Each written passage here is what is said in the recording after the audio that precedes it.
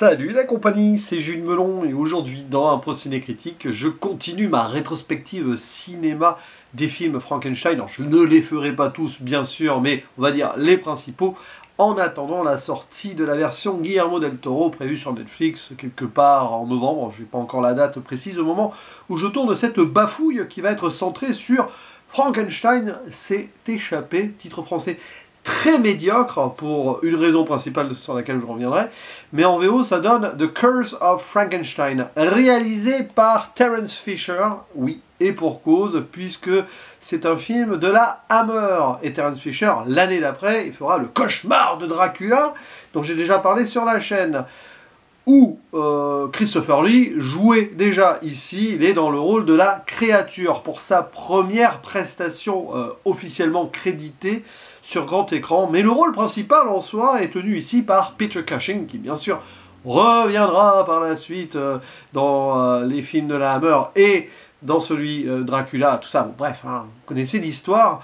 Peter Cushing jouant Frankenstein, mais il ne s'est pas échappé. Tiens, j'arrive sur le titre directement, c'est la créature qui s'échappe à un moment, tandis que le baron Victor Frankenstein, lui, est plutôt emprisonné au moment où le film commence. C'est scénarisé par Jimmy Sangster, qui a écrit pas mal de belles choses pour la Hammer, notamment donc Le Cauchemar de Dracula, vous voyez, vraiment, c'est indissociable tout cela. Il réalisera même le 6e volet d'une franchise qui aura 7 films, enfin, le cycle Frankenstein de la Hammer. 5 d'entre eux seront réalisés par Terence Fisher. Évidemment, c'est librement adapté du roman de Mary Shelley, Frankenstein ou le Prométhée moderne, peut-être moins librement quand même que les versions de James Whale dont j'ai parlé ces dernières semaines. Bon, et ici c'est le premier Frankenstein en couleur, Technicolor, tout ça, et forcément ça claque, on joue sur les contrastes entre les yeux bleu acier de Peter Cushing et le rouge sang qui va apparaître à un moment quand même, notamment quand un œil se fait, voilà, un peu exploser. L'histoire donc est très très simple hein, sur le papier. On va suivre le baron Victor Frankenstein en prison, qui va se confesser à un prêtre, et donc raconter son histoire. Comment a-t-il fini là? On sait donc d'avance et d'emblée que ça s'est mal terminé. On va le suivre de son enfance, où il va laisser partir sa cousine très jeune, Elisabeth, on y reviendra aussi sur ça, pour surtout recevoir les services d'un tuteur, Monsieur Cramper, Paul Cramper, qui est d'ailleurs joué par Robert Urquhart, qui est un acteur écossais. Et il va se lier à ce tuteur, précepteur, tout ça, hein, comme vous voulez, qui va lui inculquer le plaisir et l'intérêt de la science. Et de fil en aiguille, les deux vont apprendre à, on va dire, imaginer quelques petites recherches. Et Frankenstein, il a même l'idée de vaincre la mort. Bon.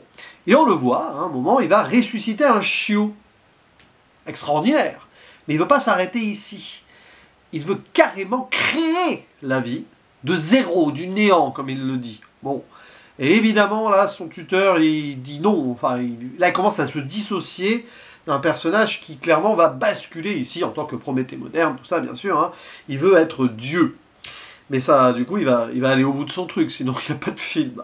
Il va donc avoir l'idée, grâce à la pendaison d'un voleur, des bandits des grands chemins, donc ce corps-là va servir de réceptacle à d'autres choses pour faire cette créature, le cerveau d'un savant. Vous n'imaginez pas à quel point il est capable d'aller très très loin, hein, Frankenstein, pour arriver à ses fins. Et les mains d'un artiste, un sculpteur, afin de créer, on va dire, l'humain, mais c'est pas vraiment un humain, mais la créature parfaite, à la fois forte physiquement, avec un cerveau d'une intelligence impressionnante, et aussi de ses mains capables de faire des belles choses. Sauf que ça va pas très bien se passer. Ça va pas très bien se passer à cause d'ailleurs d'une dispute qu'il va avoir avec Paul Cramper, qui va faire que le cerveau va être endommagé. C'est pas vraiment le cerveau d'un savant au final. Et donc dans son petit atelier scientifique, quand la créature va se lever du néant, dans ses bandages, etc., eh bien, elle va pas forcément être très gentille. Mais qui est le monstre dans le film? Bah oui, on reprend cette thématique très propre aussi au roman de Mary Shelley. Qu'est-ce que j'en ai pensé du film? Pas très important, hein, juste mon avis, mais bon. Bah, forcément, ça passe après deux très très bonnes, on va dire, versions de James Whale. Très complémentaires d'ailleurs. Je trouve qu'ici, alors attention, hein, ne me tapez pas. Ne me tapez pas. Il y a un peu moins de cinéma. C'est moins abouti, c'est plus statique. Et surtout, c'est plus écrit. C'est-à-dire que pour le coup, niveau scénario, c'est super bien ficelé. Il y a un savoir-faire propre à Jimmy Stangster.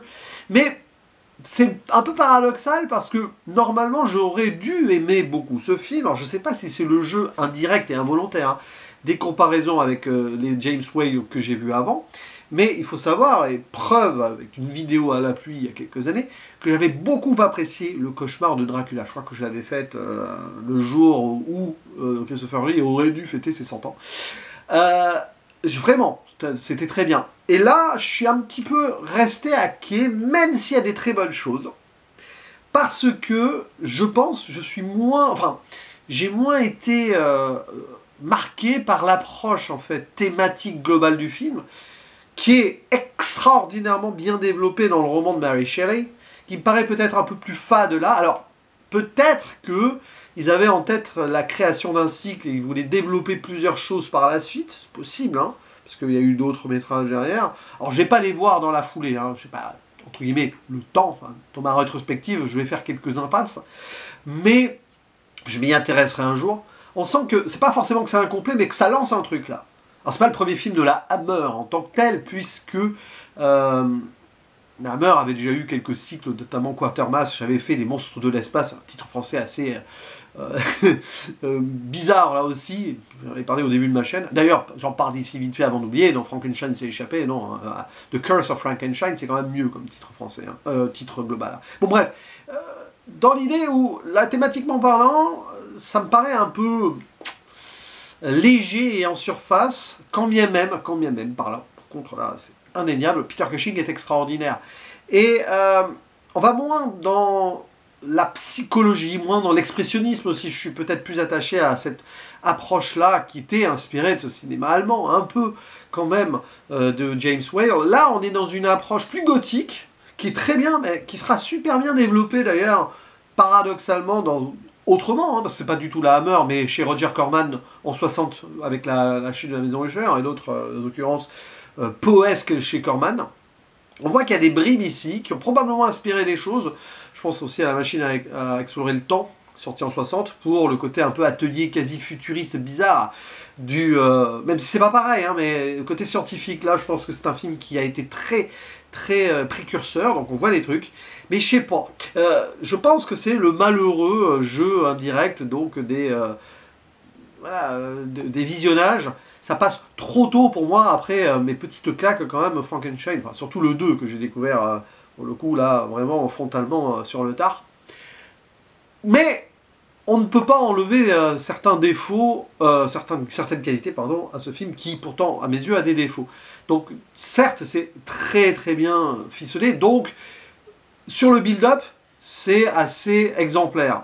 On voit la construction du monstre humain. C'est-à-dire que Victor Frankenstein, ça part tout doucement d'un jeune garçon, parce qu'il y a un flashback, alors, le jeune garçon, je sais pas, ils ont dû prendre un acteur pas très grand pour jouer un enfant, enfin, c'est bizarre, il y a un truc bizarre dans...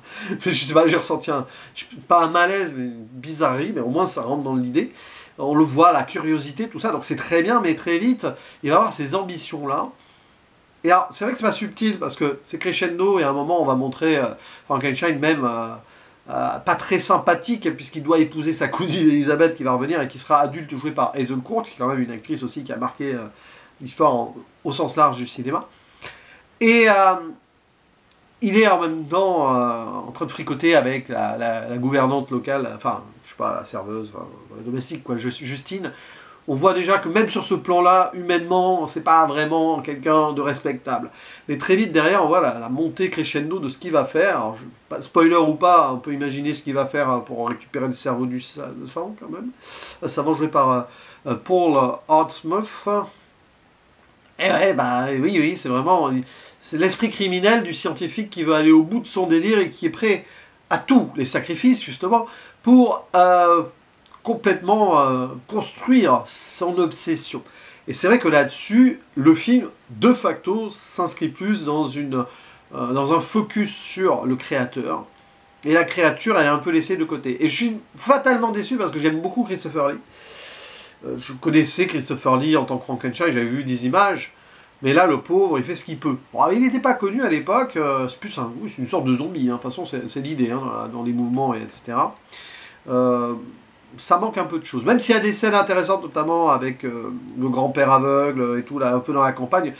Belle utilisation des décors, hein, dans le film intérieur-extérieur, il y a des idées. L'atelier est assez spécial. La façon dont la créature se crée, c'est beaucoup moins intense, évidemment, que dans les versions de James Whale, donc c'est tout. Mais ça va avec l'idée d'un film plus sobre, je pense, aussi. Et qui fait plus classique, bizarrement, avec moins de prise de risque que les versions des années 30. C'est ça qui est assez étonnant. On rentre dans une autre ère, là. Mais sur le plan technique pur du visuel, oui, il y a un bel aboutissement dans le jeu des cadres, dans le jeu donc, spatial. Et les détails, beaucoup de détails, beaucoup plus on peut jouer sur les couleurs, comme je le disais en intro, et donc ça fonctionne. Le côté un peu macabre aussi, il y a du cimetière, enfin il y a des choses, oui, qui font gothique, qui font Edgar Allan Poe pour le coup, et dans cette idée-là. Et j'ai parlé récemment aussi sur la chaîne du récupérateur de cadavres, il y a aussi ça, vous voyez, dans cette idée de reconstruire la vie avec la mort, et en n'étant pas très très moralement habité par on va dire, des intérêts positifs. Et donc oui, il y a la création là-dessus, la création du monstre par rapport à la création de la créature, la dissociation entre le mentor et l'élève qui se dissocie mentalement aussi parce qu'il ne sait plus où il habite. Et après, une fois que l'engrenage est lancé, ça va loin. Il y a quelques scènes intéressantes, donc avec notamment cette giclée de sang quand on tire sur la créature, donc on ose des choses, mais bon, ça reste assez soft, mais quand même, on est dans les années 50. Et après, on avance, quoi. C'est là où peut-être, le film est trop court, il fait 1h20, on aurait pu avoir 10-20 minutes de plus sur la deuxième partie, parce que, bon, voilà, la créature, quoi, mince. Alors, bon, elle sera peut-être plus mise en avant par la suite, notamment parce que Christopher Lee va devenir plus célèbre. Je sais pas si c'est lui qui fait la créature, hein, sur celle d'après, je n'ai pas vérifié, parce que, voilà. Mais bon, il faisait Dracula sur les autres Dracula, je ne vois pas pourquoi il aurait arrêté de faire la créature sur les suites. J'en sais rien, hein. Vous me direz en commentaire, hein, ou pire, je peux vérifier sur Wikipédia, mais je le ferai après cette vidéo. Donc voilà, Frankenstein s'est échappé, oui, bon, The Curse of Frankenstein, je n'étais pas à fond, je reconnais les qualités de certaines choses, c'est un point de vue utilisé qui me marque moins, qui me touche moins, qui manque peut-être d'équilibre, parce qu'au final, on pouvait faire les deux, en rajoutant justement un petit peu de contenu dans la deuxième partie. Mais bon, il faut aussi avouer l'idée que Peter Cushing était déjà bien installé, on a les projecteurs sur lui. Christopher Lee, on l'a casté juste parce qu'il était grand à la base, donc on lui a pas donné plus que s'ils avaient su, rétrospectivement, ils auraient donné plus de temps justement à Christopher Lee, parce qu'après, en Dracula, métamorphose absolue. Mais oui, ça reste fort sympathique quand même. Feeling à la Hammer, oui, ça c'est sûr. On peut penser au chien des Baskerville aussi sur certains décors et ambiances. Mais ce sera plus abouti, je pense, quand même. Donc, n'hésitez pas à dire en commentaire ce que vous pensez de ce film, de son approche, de ses thématiques, de sa réalisation, de son écriture, et de comment il s'inscrit selon vous dans la place cinématographique faite aux adaptations de ce mythe absolu, dont on attend un Del Toro très puissant, parce que je pense que c'est fait pour lui, cette histoire. Et là, on ira enfin un peu voir dans le pôle Nord, le côté montagne hallucinée à la Del Toro. Hein. Bon, ça, je l'ai déjà dit avant, mais je crois que j'insiste là-dessus, et que d'après les trailers, à mon avis, on y a droit. Voilà, à vous la parole, et il ne me reste plus qu'à vous dire à la prochaine, ciao.